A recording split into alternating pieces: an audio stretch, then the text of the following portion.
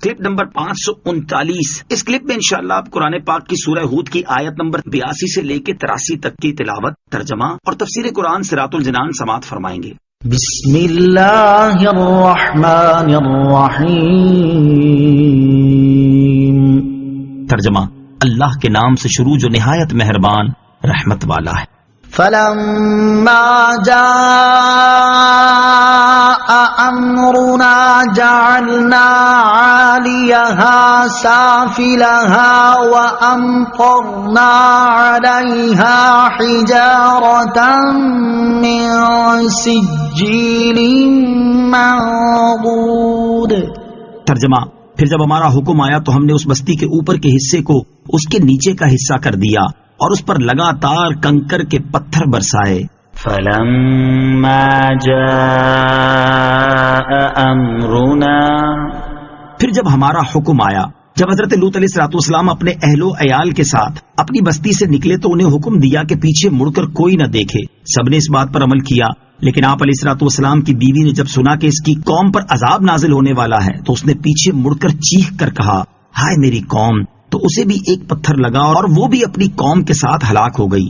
حضرت لوط علیہ السلام کی قوم پر عذاب اس طرح آیا کہ حضرت جبرائیل علیہ السلام نے قوم لوط کے شہر جس طبقہ زمین میں تھے اس کے نیچے اپنا بازو ڈالا اور ان 5 شہروں کو، جن میں سب سے بڑا صدوم تھا اور ان میں 4 لاکھ آدمی بستے تھے، اتنا اونچا اٹھایا کہ وہاں کے کتوں اور مرغوں کی آوازیں آسمان پر پہنچنے لگیں، اور اس آہستگی سے اٹھایا کہ کسی برتن کا پانی نہ گرا اور کوئی سونے والا بیدار نہ ہوا۔ پھر اس بلندی سے اس کو اوندھا کر کے پلٹ دیا، اور جو لوگ اس وقت بستی میں موجود نہ تھے وہ جہاں کہیں سفر میں تھے وہاں انہیں لگاتار پتھر برسا کر ہلاک کر دیا گیا۔ بعض مفسرین نے فرمایا کہ بستیاں الٹنے کے بعد انہی پر لگاتار پتھر برسائے گئے۔ مسومۃ عند ربک وما هي من الظالمین ببعید۔ ترجمہ، جن پر تیرے رب کی طرف سے نشان لگے ہوئے تھے اور وہ پتھر ظالموں سے کچھ دور نہیں۔ مسومۃ عند ربک، جن پر تیرے رب کی طرف سے نشان لگے ہوئے تھے۔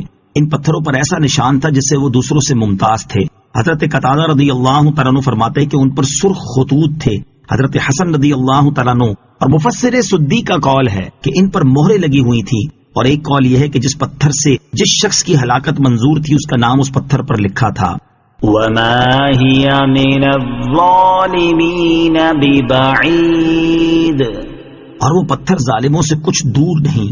امام مجاہد رحمت اللہ تعالی علیہ فرماتے ہیں کہ اس آیت میں کفار قریش کو ڈرایا گیا ہے۔ آیت کا معنی یہ ہے کہ اے حبیب صلی اللہ تعالی علیہ وسلم، وہ پتھر آپ کی قوم کے ظالموں سے کچھ دور نہیں۔ حضرت قتادہ اور حضرت اکرمہ رضی اللہ تعالیٰ عنہما فرماتے ہیں اس آیت کا معنی یہ ہے کہ اس امت کے ظالموں سے وہ پتھر کچھ دور نہیں۔ خدا کی قسم، اللہ تعالیٰ کسی ظالم کو ان پتھروں سے نہیں بچائے گا۔ امام راضی رحمت اللہ تعالیٰ نے اس آیت کی ایک تفسیر یہ بھی ذکر کی ہے کہ وہ بستیاں جن میں یہ واقعہ رونما ہوا کفار مکہ سے دور نہیں، کیونکہ وہ بستیاں ملک شام میں تھیں اور شام مکہ سے قریب ہے۔ لواطت کی مذمت پر 2 معروضات۔ اس رکوع میں چونکہ بدفعلی یعنی لواطت کا بیان ہوا ہے، لہٰذا یہاں اس کی مذمت پر کچھ معروضات پیش کی جاتی ہیں۔ نمبر 1، بدفعلی یعنی لواطت کبیرہ گناہوں میں سے ہے جسے اللہ تعالیٰ نے حرام قرار دیا ہے۔ ایسا شخص مستحق لعنت ہے اور بروز قیامت اللہ تعالیٰ کی نظر رحمت سے محروم رہے گا۔ چنانچہ حضرت لوط علیہ السلام کا قول ذکر کرتے ہوئے اللہ تعالیٰ فرماتا ہے، اتأتون الذکران من العالمین وَتَذَرُونَ مَا خَلَقَ لَكُمْ رَبُّكُمْ مِنْ أَزْوَاجِكُمْ بَلْ أَنْتُمْ قَوْمٌ عَادُونَ۔ ترجمہ، کیا تم لوگوں میں سے مردوں سے بدفعلی کرتے ہو اور اپنی بیویوں کو چھوڑتے ہو جو تمہارے لیے تمہارے رب نے بنائی ہیں، بلکہ تم لوگ حد سے بڑھنے والے ہو۔ اور حضرت جابر رضی اللہ تعالیٰ عنہ سے روایت ہے، حضور اقدس علیہ السلام نے ارشاد فرمایا، مجھے اپنی امت پر سب سے زیادہ ڈر قوم لوط کے سے عمل کا ہے۔ حضرت عبداللہ بن عباس رضی اللہ تعالیٰ عنہ سے روایت ہے، نبی کریم علیہ السلام نے 3 مرتبہ اس طرح ارشاد فرمایا، اللہ تعالیٰ اس پر لعنت فرمائے جس نے قوم لوط جیسا عمل کیا، اللہ تعالیٰ اس پر لعنت فرمائے جس نے قوم لوط جیسا عمل کیا، اللہ تعالیٰ اس پر لعنت فرمائے جس نے قوم لوط جیسا عمل کیا۔ ترمذی شریف کی حدیث ہے، حضرت عبداللہ بن عباس رضی اللہ تعالی عنہما سے روایت ہے، رسول اکرم علیہ السلام نے ارشاد فرمایا، جسے تم قوم لوط جیسا عمل کرتے پاؤ تو لواطت کرنے اور کروانے والے دونوں کو قتل کر دو۔ ترمذی شریف کی حدیث حضرت عبداللہ ابن عباس رضی اللہ تعالیٰ عنہما سے روایت ہے، رسول پاک علیہ الصلوۃ والسلام نے ارشاد فرمایا، اللہ تعالیٰ اس شخص کی طرف نظر رحمت نہیں فرماتا جو کسی مرد یا عورت کے پچھلے مقام میں وطی کرے۔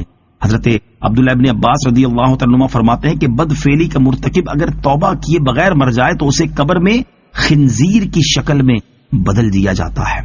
نمبر 2، شریعت مطہرہ میں لواطت یعنی بد فعلی کی سزا یہ ہے کہ اس کے اوپر دیوار گرا دی جائے یا اونچی جگہ سے اسے اوندھا کر کے گرایا جائے اور اس پر پتھر برسائے جائیں یا اسے قید میں رکھا جائے یہاں تک کہ مر جائے یا توبہ کرے، یا چند بار ایسا کیا ہو تو بادشاہ اسلام اسے قتل کر ڈالے۔ اس مسئلے کو صدر الشریعہ بدر الطریقہ علامہ مولانا مفتی محمد امجد علی اعظمی رحمۃ اللہ تعالی علیہ نے تفصیل سے اس طرح ذکر فرمایا، اغلام یعنی پیچھے کے مقام میں وطی کی تو اس کی سزا یہ ہے کہ اس کے اوپر دیوار گرا دیں یا اونچی جگہ سے اسے اوندھا کر کے گرائیں اور اس پر پتھر برسائیں یا اسے قید میں رکھیں یہاں تک کہ مر جائے یا توبہ کرے، یا چند بار ایسا کیا ہو تو بادشاہ اسلام اسے قتل کر ڈالے۔ الغرض یہ فعل نہایت خبیث ہے، بلکہ زنا سے بھی بدتر ہے۔ اسی وجہ سے اس میں حد نہیں کہ بعضوں کے نزدیک حد قائم کرنے سے اس گناہ سے پاک ہو جاتا ہے، اور یہ اتنا برا ہے کہ جب تک توبہ خالصہ نہ ہو اس میں پاکی نہ ہوگی، اور اغلام کو حلال جاننے والا کافر ہے۔ یہی مذہب جمہور ہے۔ تنبیہ، یہ یاد رہے کہ سزاؤں کے نفاذ کا اختیار صرف حاکم اسلام کو ہے۔